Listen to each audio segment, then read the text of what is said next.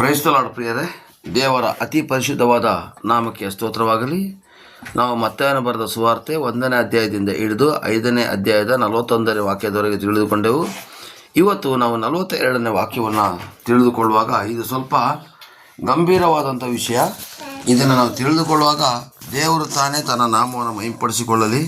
ಹಾಗೆಯೇ ನಾವು ಕೂಡ ಜ್ಞಾನ ಉಳ್ಳವರಾಗಿ ವ್ಯವಹಾರವನ್ನು ಮಾಡಬೇಕು ಅಂತ ಹೇಳೋದನ್ನು ಇಲ್ಲಿ ತಿಳಿಸಿಕೊಡ್ತದೆ ಪ್ರಿಯರೇ. ಆದರೆ ಇಲ್ಲಿ ದೇವರ ವಾಕ್ಯದಲ್ಲಿ ಬರೆದಿದೆ, ಸಾಲ ಕೊಡುವವನಿಗೆ, ಸಾಲ ಬೇಡ್ಲಿಕ್ಕೆ ಬಂದವನಿಗೆ ನೀನು ಮುಖ ತಿರುಗಿಸ್ಕೋಬೇಡ ಅಂತ ಸ್ವಾಮಿ ಇಲ್ಲಿ ಹೇಳ್ತಾರೆ. ಅದರ ವಚನವನ್ನು ನಾನು ಓದ್ತೀನಿ ಪ್ರಿಯರೇ. ಮತ್ತಾಯನ ಬರೆದ ಸುವಾರ್ತೆ 5ನೇ ಅಧ್ಯಾಯ 42ನೇ ವಾಕ್ಯದಲ್ಲಿ ಬರೆದಿದೆ, ನಿನ್ನನ್ನು ಬೇಡುವವನಿಗೆ ಕೊಡು, ನಿನ್ನಲ್ಲಿ ಕಡ ಈಸಿಕೊಳ್ಳಬೇಕೆಂದು ಬಂದವನಿಗೆ ಮುಖ ತಿರುವಿಕೊಳ್ಳಬೇಡ ಅಂತೇಳಿ ದೇವರು ವಾಕ್ಯ ಇದೆ. ಈ ಬೈಬಲ್ ಪುಸ್ತಕದಲ್ಲಿ ಬರೆದಿದೆ, ನೀನು ಸಾಲ ಕೇಳಲಿಕ್ಕೆ ಬಂದವನಿಗೆ ಕೊಡು, ಮತ್ತು ಅವನು ಬಂದಾಗ ಮುಖ ತಿರುಗಿಸ್ಕೋಬೇಡ ಅಂತೇಳಿ.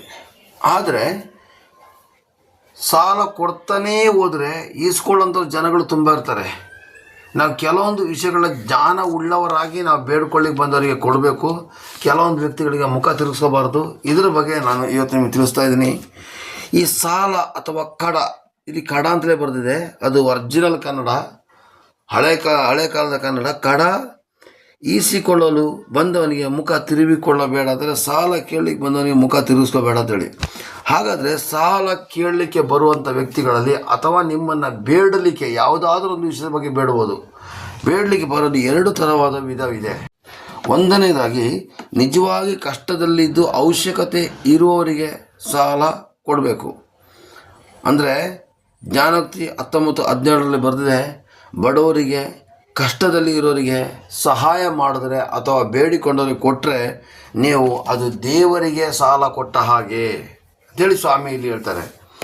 ಹೌದು, ನಾವು ನೋಡಿ ಮಾಡಿ ಕೊಡಬೇಕು. ಬಡವರಿಗೆ ಕಷ್ಟದಲ್ಲಿ ಅದಕ್ಕೆ ಸಹಾಯ ಮಾಡಬೇಕು, ಓಕೆ. ಅದು ಕೆಲವೊಂದು ಜನ ಏನು ಮಾಡ್ತಾರೆ ಗೊತ್ತಾ, ಸಾಲ ಮಾಡೋದನ್ನೇ ರೂಢಿ ಮಾಡ್ಕೊಬಿಡ್ತಾರೆ. ಅವರು ದುಡ್ಡು ಇದ್ದಾಗ ಖಾಲಿ ಮಾಡ್ಕೊಬಿಡ್ತಾರೆ. ಅಲ್ಲಿಂದ ಸಾಲ ಸಾಲ ಸಾಲ ಮಾಡೋದು, ಅದನ್ನು ಕೆಟ್ಟ ಅಭ್ಯಾಸ ಮಾಡ್ಕೊಂಡಿದ್ದು ಜೀವಿಸುವಂಥ ವ್ಯಕ್ತಿಗಳು ಕೂಡ ಇದ್ದಾರೆ. ನಾವು ನೋಡಬೇಕು ಅವನ ಅವಶ್ಯಕತೆಗಳು ಇದೆಯೋ ಇಲ್ಲವೋ ಅಂತ ನೋಡಿ ಮಾಡಿ ಕೊಟ್ಟರೆ ತುಂಬ ಉತ್ತಮ ಪ್ರಿಯರೇ. ಬೇಡಿಕೊಳ್ಳೋರಿಗೆಲ್ಲ ಕೊಡಿದಗಳು ನಾವು ಕೊಡ್ತಾ ಹೋಗ್ಬಿಟ್ರೆ ನಾವು ಪಾಪರಾಗ್ಬಿಡ್ತೀವಿ ಅಂತ ನಾನು ಗ್ಯಾರಂಟಿ ಹೇಳ್ತೀನಿ. ಯಾಕೊತ್ತಾ, ಇವತ್ತು ಕೊಟ್ಟವರು ವಾಪಸ್ ಕೊಡಬೇಕಿದ್ರೆ ಕೃತಜ್ಞತೆ ಇಲ್ಲದೇ ಆಡ್ತಾರೆ ಪ್ರಿಯರೇ. ಅದೊಂದೇ ಬೇಜಾರು ಸಂಗತಿ. ಇಲ್ಲಿ ನೋಡಿ, ನಿಜವಾಗಿ ಕಷ್ಟದಲ್ಲಿರ್ತಕ್ಕಂಥವ್ರಿಗೆ, ನಿಜವಾಗಿ ದುಃಖದಲ್ಲಿರೋರಿಗೆ, ನಿಜವಾಗಿ ಸಮಸ್ಯೆಯಲ್ಲಿರ್ತಕ್ಕಂಥ ವ್ಯಕ್ತಿಗಳಿಗೆ ನಾವು ಕೊಡಬೇಕು ಪ್ರಿಯರೇ. ನೀನು ಅವನಿಗೆ ಎಂಥ ಕಷ್ಟದ ಸಮಯದಲ್ಲಿ, ಎಂಥ ಪ್ರಾಬ್ಲಮ್ ಸಮಯದಲ್ಲಿ ಸಾಲ ಕೊಟ್ಟಿದೆಯಾ ಅಥವಾ ಸಹಾಯ ಮಾಡಿದ್ಯಾ ಅಂತ ದೇವ್ರು ನೋಡ್ಕೊಳ್ತಾರೆ ಪ್ರಿಯರೇ. ದೇವ್ರು ನೋಡ್ಕೊಳ್ತಾರೆ. ಅದಕ್ಕೋಸ್ಕರ ನಿಮಗೆ ಅದು ಬರತಕ್ಕಂಥ ಪ್ರತಿಫಲ ಇದ್ದೇ ಇದೆ.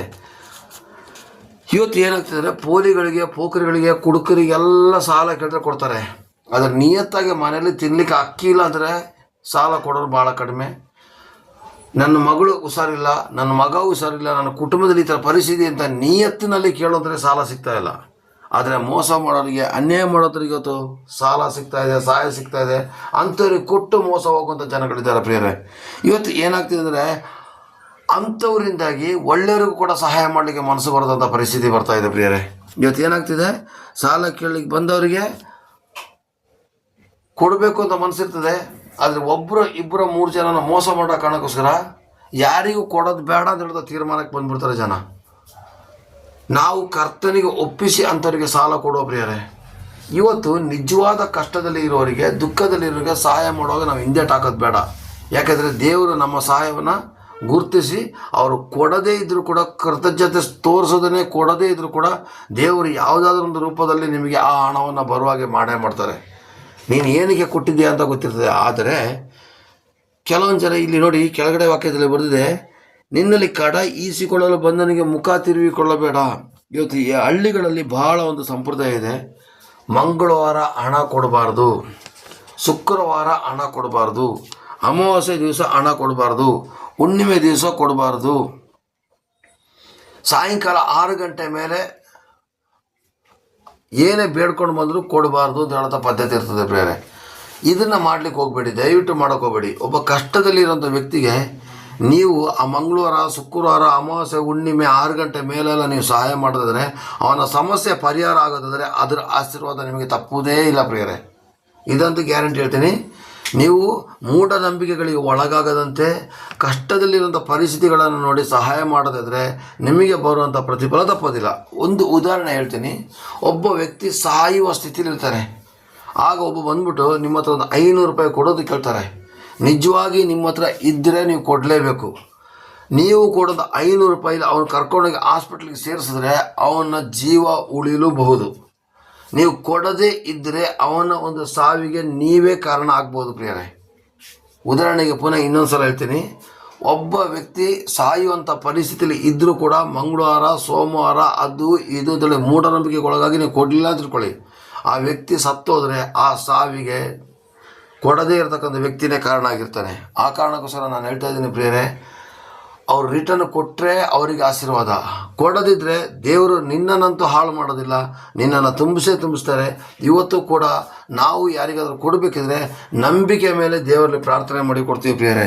ಇವತ್ತು ಇಲ್ಲಿ ಬರ್ತಿದೆ ಎಂದರೆ ಇಬ್ರಿ 13:16 ಬರ್ತಿದೆ, ಪರೋಪಕಾರ ದಾನ ಧರ್ಮವನ್ನು ಮಾಡಿದ್ಲೇ ಬರ್ತಿದೆ ಪ್ರಿಯರೇ, ಮಾಡಿದ್ಲೇ ಬರ್ತಿದೆ. ಎಪೆಸೋದಲ್ಲಿ ಬರೆದಿದೆ, 2ನೇ ಅಧ್ಯಾಯದಲ್ಲಿ ಬರೆದಿದೆ, ಸಕಲ ಸತ್ಕಾರ್ಯಗಳನ್ನು ಉಂಟು ಮಾಡೋದಕ್ಕೋಸ್ಕರನೇ ನಾನು ನಿನ್ನನ್ನು ಸೃಷ್ಟಿ ಮಾಡಿದ್ದೀನಿ ಅಂತೇಳಿ. ಆದರೆ ಕೀರ್ತನೆ 37:21 ಏನು ಬರೆದಿದ್ದಾರೆ, ಅದೊಂದು ಕಾರ್ಯ ಬರೆದಿದೆ ನೋಡಿ. ಕೀರ್ತನೆ 37:21 ನಾನು ಓದ್ತೀನಿ. ದುಷ್ಟನು ಸಾಲ ಮಾಡಿಕೊಂಡು ತೀರಿಸಲಾರದೆ ಹೋಗೋನು. ಕೆಲವೊಂದು ಜನಕ್ಕೆ ಗೊತ್ತಾ, ಸಾಲ ಮಾಡ್ಕೋತಾರೆ. ನಾ ಕೊಡೋದಿಲ್ಲ ಕಣೋ, ನೀ ಅದೇನು ಮಾಡ್ತೀಯ ಮಾಡ್ಕೋ, ನಾ ಕೊಟ್ಟಾಗ ಇಸ್ಕೊಳ್ಳೋ. ಇವತ್ತು ಸಾಲ ಕೇಳಿ ತಿಂದು ಅವಾಸ ಹಾಕೋಂಥ ವ್ಯಕ್ತಿಗಳಿದ್ದಾರೆ. ಅಲ್ಲಿ ಕೆಳಗಡೆ ವಾಕ್ಯದಲ್ಲಿ ಬರೆದಿದೆ, ನೀತಿವಂತನು ಪರೋಪಕಾರಿಯಾಗಿ ಧರ್ಮ ಕೊಡುವನು. ನೀನು ಸಾಲ ಕೊಡುವವನು, ನೀನು ದೇವರ ದೃಷ್ಟಿಯಲ್ಲಿ ನೀತಿವಂತ ಆಗಿರ್ತೀಯ ಗೊತ್ತಾ. ಸಾಲ ಕೊಡೋನು ನೀನು ದೇವರ ದೃಷ್ಟಿಯಲ್ಲಿ ನೀತಿವಂತಾಗಿರ್ತೀಯ. ಇವತ್ತು ಏನಾಗ್ತಿದೆ ಪ್ರಿಯರೇ, ಕೆಲವೊಂದು ವ್ಯಕ್ತಿಗಳು ಈಸ್ಕೊಂಡು ವಾಪಸ್ ಕೊಡುವಾಗ ಚೇಷ್ಟೆ ಮಾಡಿ ಕೊನೆಗೆ ಉದಾಹರಣೆಗೆ ಒಂದು 50,000 ಸಾಲ ಇಸ್ಕೊಳ್ತಾರೆ, 45,000 ಚೆನ್ನಾಗಿ ತೀರಿಸ್ತಾರೆ, ಇನ್ನು 5,000 ಆಟ ಆಡಿಸೋದು. ನಾನು 45 ತೀರಿಸಿಲ್ವಾ, ಇನ್ನು 5 ಕೊಡೋದಿಲ್ವಾ, ನಾನೇನು ಓಡೋಗ್ಬಿಡ್ತೀನ. ಇಂಥ ಮಾತುಗಳು ಆಡಿದಾಗ ನಿಜವಾಗಿ ಸಹಾಯ ಮಾಡತಕ್ಕಂಥ ವ್ಯಕ್ತಿಗಳಿಗೆ ಸಹಾಯ ಮಾಡೋಕ್ಕಾಗೋದಿಲ್ಲ. ಆಗ ಯಾರು ಕೊಡಲಿಲ್ಲೋ ಆ ವ್ಯಕ್ತಿಗೆ ಈ ಶಾಪಗಳೆಲ್ಲ ಹೋಗ್ತಾ ಇರ್ತದೆ. ಯಾವ ಶಾಪ ಹೋಗ್ತಾ ಇರ್ತದೆ?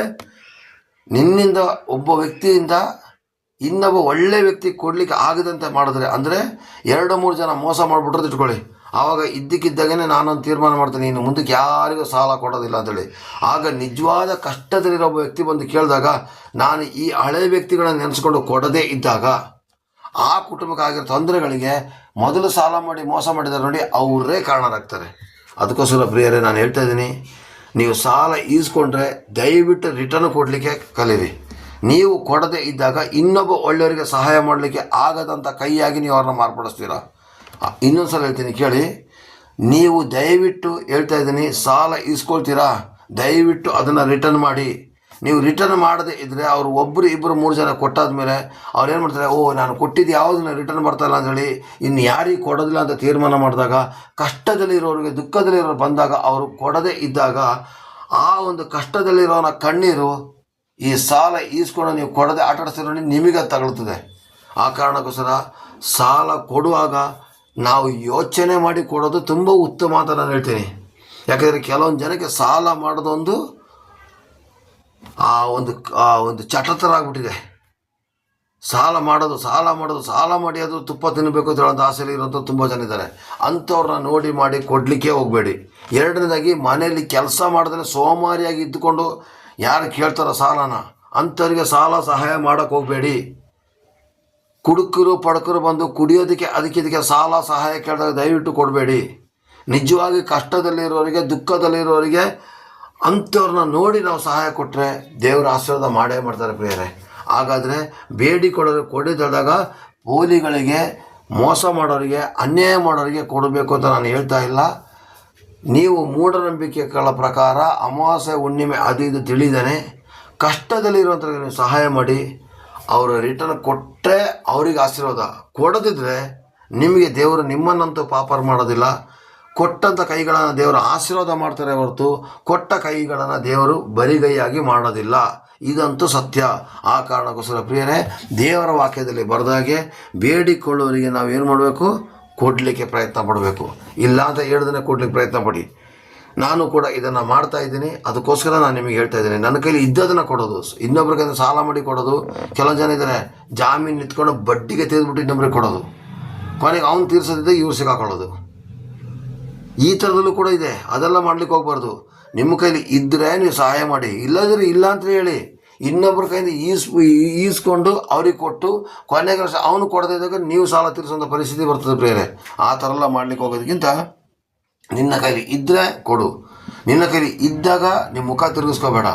ಕಷ್ಟದಲ್ಲಿರೋ ದುಃಖದಲ್ಲಿ ಸಹಾಯ ಮಾಡಿದ್ರೆ ದೇವರಿಗೆ ಸಹಾಯ ಮಾಡಿದಾಗೆ ಆ ದೇವರು ನಿನಗೆ ಪ್ರತ್ಯುಪಕಾರ ಮಾಡೇ ಮಾಡ್ತಾರೆ.